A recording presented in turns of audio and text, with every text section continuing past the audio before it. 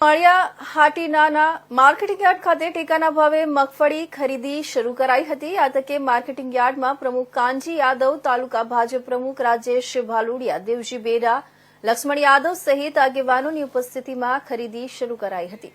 ખેડૂતોની માંગણીની ટેકાના ભાવે ખરીદી કરવા માટે 4 મંડળીઓને સત્તા અપાઈ હતી। ટેકાના ભાવે મગફળી સરકારના નીતિ નિયમ મુજબ જ અને ઓનલાઈન યાદી મુજબ જ કરવામાં આવશે। આ તકે કોઈ ખેડૂતને ફરિયાદ હોય સત્તાધીશો અથવા આગેવાનોને સંપર્ક કરવા અપીલ કરાઈ હતી। પીએમસીના 4 નંબરની વીડી મંડળીથી નવી ખરીદી શરૂ થઈ છે અને ખેડૂતોને પણ આજ બોલાવવામાં આવ્યા છે। તોલની શરૂઆત કરી અને આજે માળિયાની અંદર 4 મંડળીઓ ખરીદી કરે છે।